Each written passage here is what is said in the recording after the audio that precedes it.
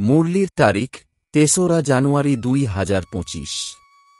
মুরলির শিরোনাম, নিরাকার বাবা তোমাদের নিজের মতো প্রদান করে ঈশ্বর আস্তিক বানাচ্ছেন। আস্তিক হলে তবেই তোমরা বাবার অবিনাশী উত্তরাধিকার নিতে পারবে। প্রশ্ন: অসীম জগতের রাজত্ব প্রাপ্ত করতে কোন দুটি বিষয়ের উপরে সম্পূর্ণ মনোযোগ দেওয়া উচিত? উত্তর: ১. পড়াশোনা এবং ২. সার্ভিস। সার্ভিস করার জন্য লক্ষণও খুব ভালো থাকা প্রয়োজন।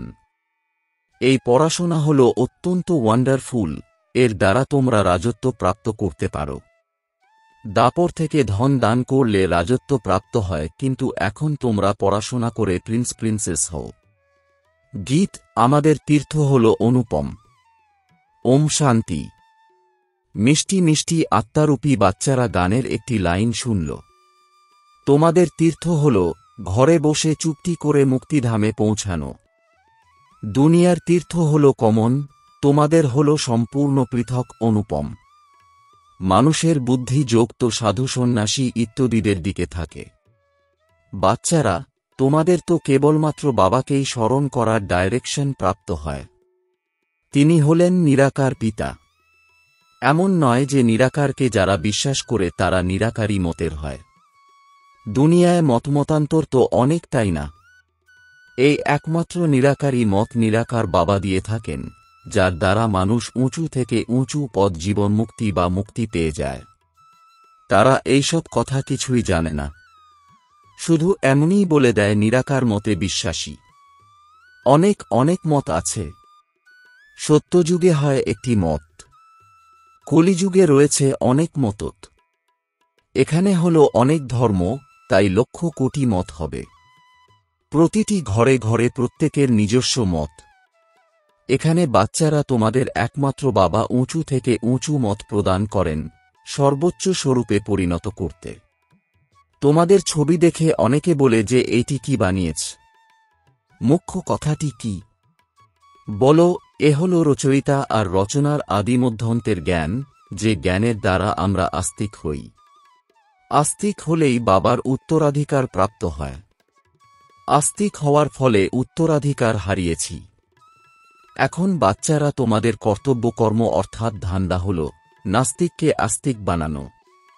এই পরিচয় তোমরা বাবার কাছে প্রাপ্ত করেছ। ত্রিমূর্তির চিত্র তো খুবই ক্লিয়ার। ব্রহ্মার দ্বারা ব্রাহ্মণ তো অবশ্যই চাই, তাই না? ব্রাহ্মণদের দ্বারাই যজ্ঞ অনুষ্ঠিত হয়। এ হল অনেক মহান বিশাল যজ্ঞ। সর্বপ্রথমে তো এই কথা বোঝাতে হয় যে উঁচু থেকে উঁচুতে হলেন বাবা। সকল আত্মারা হল ভাই ভাই। সবাই এক পিতাকেই স্মরণ করে। তাকে বাবা বলে সম্বোধন করা হয়। স্বর্গের উত্তরাধিকারও রচয়িতা পিতার কাছে প্রাপ্ত হয়। রচনার কাছে প্রাপ্ত হওয়া সম্ভব নয়, তাই ঈশ্বরকে সবাই স্মরণ করে। এই বাবা হলেন স্বর্গের রচয়িতা এবং তিনি আসেন ভারতে, এসে এই কার্য করেন। ত্রিমূর্তির চিত্রটি খুবই ভালো। ইনি বাবা, উনি দাদা অর্থাৎ দাদু। ব্রহ্মার দ্বারা বাবা সূর্যবংশী কুলের স্থাপনা করছেন। বাবা বলেন, আমাকে স্মরণ করো, তাহলে বিকর্ম বিনাশ হবে। মুখ্য উদ্দেশ্যটি সম্পূর্ণ আছে, তাই বাবা মেডেল তৈরি করেন। বলো, খুব কম শব্দে, মাত্র দুটি শব্দে তোমাদের বোঝাই। বাবার কাছে সেকেন্ডে স্বর্গের উত্তরাধিকার প্রাপ্ত হওয়া উচিত, তাই না? বাবা হলেন স্বর্গের রচয়িতা। এই মেডেলগুলি খুব ভালো জিনিস, কিন্তু অনেক দেহাভিমানী বাচ্চারা বোঝে না। এনার মধ্যে সম্পূর্ণ জ্ঞান আছে। 1 সেকেন্ডের বাবা এসে ভারতকেই স্বর্গে পরিণত করেন। নতুন দুনিয়া বাবাই স্থাপন করেন। এই পুরুষোত্তম সঙ্গম যুগেরও গায়ন আছে। এই সম্পূর্ণ জ্ঞান বুদ্ধিতে থাকা উচিত। কারো যোগ আছে তো জ্ঞান নেই, ধারণা হয় না। সার্ভিসেবল বাচ্চাদের জ্ঞানের ধারণা ভালো রীতি হওয়া সম্ভব। বাবা এসে মানুষদের দেবতায় পরিণত করার সেবা করবেন, এবং বাচ্চারা কোনো সেবা করবে না তো কি কর্মে লাগবে? তারা হৃদয়ে সিংহাসনে বসবে কিভাবে?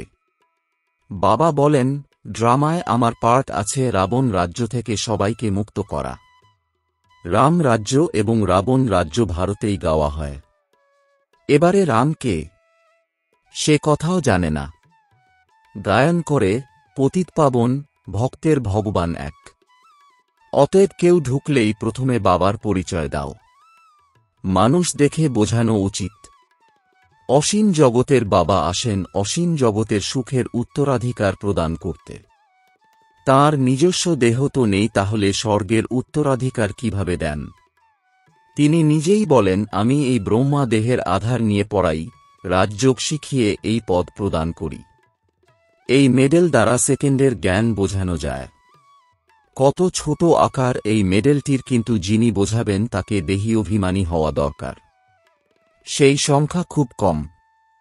এই পরিশ্রম কারো দ্বারা হয় না, তাই বাবা বলেন, চার্ট রেখে দেখো সারাদিন কতটুকু সময় স্মরণে থাকি। সারাদিন অফিসে কাজ করতে করতে স্মরণে থাকতে হবে। কাজ তো করতেই হবে। এখানে যোগে বসিয়ে বলা হয় বাবাকে স্মরণ করো। সেই সময় তো কোনো কর্ম করো না। তোমাদের তো কর্ম করাকালীন স্মরণ করতে হবে, তা না হলে বসার অভ্যেস হয়ে যায়। কর্ম করতে করতে স্মরণ করলে তবেই কর্মযোগী রূপে প্রমাণিত হবে। পার্ট তো অবশ্যই প্লে করতে হবে, এতেই মায়া বিঘ্ন সৃষ্টি করে। সৎভাবে কেউ চার্টও লেখে না। কেউ কেউ লেখে আধা ঘন্টা, পৌনে ঘন্টা স্মরণ করেছি। তাও সকালে স্মরণে বসবে হয়তো। ভক্তি মার্গেও সকালে উঠে রাম নামের মালা জপ করতে বসে। এমন তো নয় সেই সময় একটি চিন্তনে থাকে না, অন্য অনেক সংকল্প আসতে থাকে। তীব্র ভক্তদের বুদ্ধি কিছুটা ধীর স্থির হয়ে থাকে। এটি তো হল অজপাজাপ। নতুন কথা তাই না? গীতায় আছে মন্মনাভব শব্দটি, কিন্তু কৃষ্ণের নাম দেওয়াতে কৃষ্ণকে স্মরণ করে কিছু বুঝতে পারে না।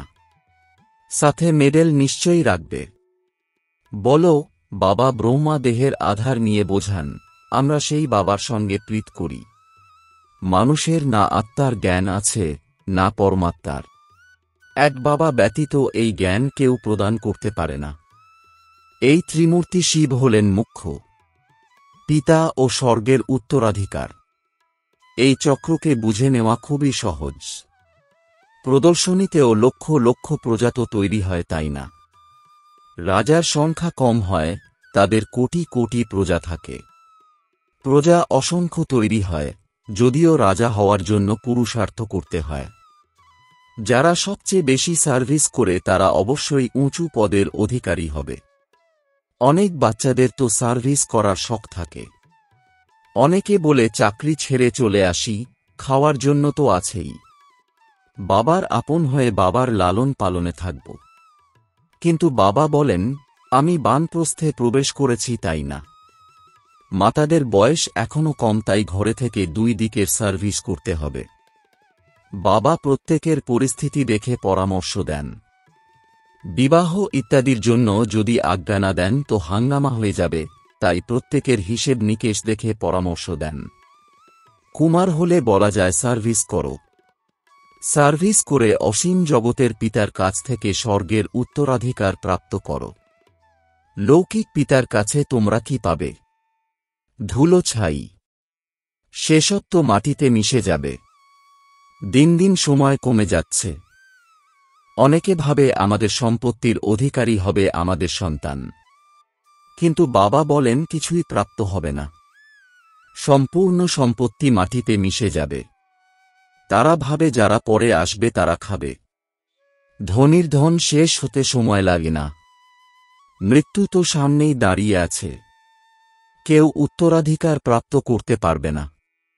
খুব কম জন আছে যারা পুরোপুরি বোঝাতে পারে। বেশি সার্ভিস করলেই উঁচু পদের প্রাপ্তি হবে। অতএব তাদের সম্মান করা উচিত, তাদের কাছে শিখতে হয়। 21 জন্মের জন্য সম্মান করতে হয়। অটোমেটিক তারা উঁচু পদ মর্যাদা প্রাপ্ত করবে, তো সম্মান তো যেখানে সেখানে করতেই হয়। নিজেরাও বুঝতে পারে যা প্রাপ্তি সবই ভালো, তাতেই খুশি। অসীম জগতের রাজত্ব প্রাপ্তির জন্য পড়াশোনা ও সার্ভিস দুটিতেই পুরো মনোযোগ দেওয়া উচিত। এ হল অসীম জগতের অর্থাৎ বেহদের পড়াশোনা। এইরূপ রাজধানী স্থাপন হচ্ছে, তাই না? এই পড়াশোনা করে তোমরা প্রিন্স হও। কোনো মানুষ ধন দান করে রাজার কাছে বা ধনীর ঘরে জন্ম নেয়, কিন্তু সেসব তো হল অল্পকালের সুখ। অতএব এই পড়াশোনায় বিশেষ মনোযোগ দেওয়া উচিত। সার্ভিস করার চিন্তাও থাকা উচিত। আমরা নিজের গ্রামে গিয়ে সার্ভিস করি, অনেকের কল্যাণ হয়ে যাবে। বাবা জানেন, সার্ভিস করার শখ এখন কারো মধ্যে নেই। লক্ষণ তো ভালো থাকা চাই। এমন নয় যে ডিসসার্ভিস করে যজ্ঞের নাম বদনাম করে নিজেরও ক্ষতি করবে। বাবা তো প্রত্যেকটি কথার জন্য ভালোভাবে বোঝান। মেডেল ইত্যাদির জন্য কত চিন্তা থাকে। তখন বোঝা যায় ড্রামা অনুসারে দেরি হয়। এই লক্ষ্মীনারায়ণের ট্রান্সলাইট চিত্রটিও ফার্স্ট ক্লাস, কিন্তু বাচ্চাদের উপরে আজ বৃহস্পতির দশা তো কাল রাহুর দশা থাকে। ড্রামায় সাক্ষী হয়ে পার্ট দেখতে হয়। উঁচু পদের অধিকারী হওয়ার যোগ্যতা খুব কম জনের থাকে। এই গ্রহণ মিটে যেতে পারে, তবে জাম্প করা সম্ভব।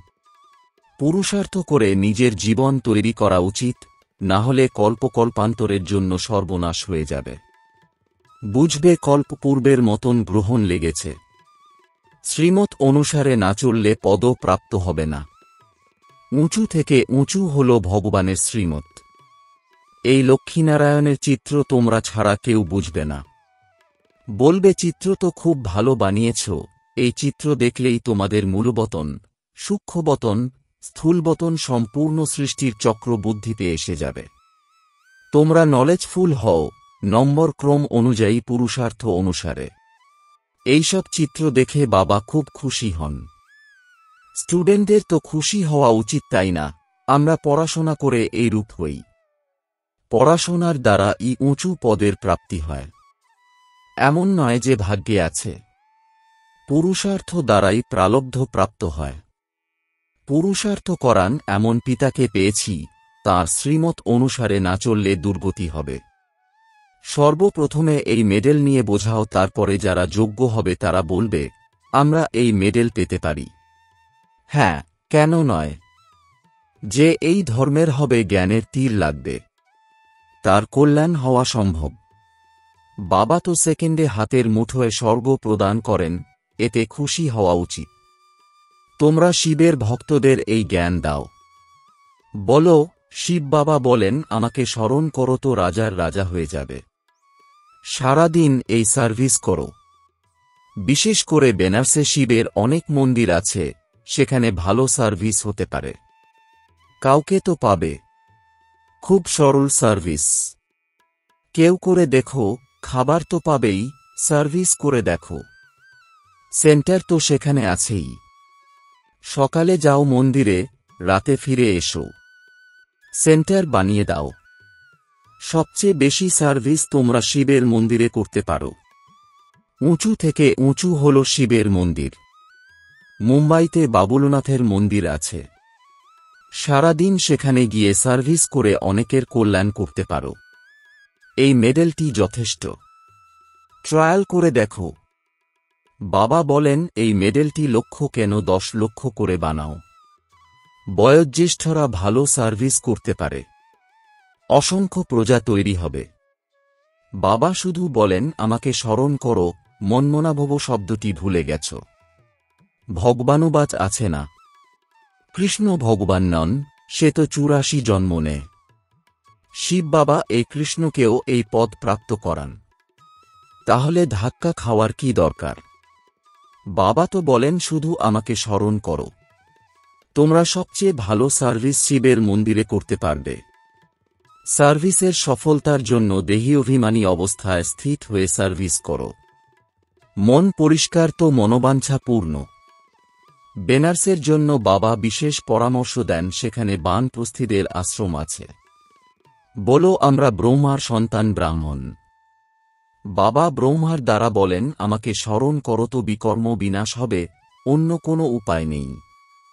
সকাল থেকে রাত পর্যন্ত শিবের মন্দিরে বসে সার্ভিস করো। ট্রাই করে অর্থাৎ চেষ্টা করে দেখো।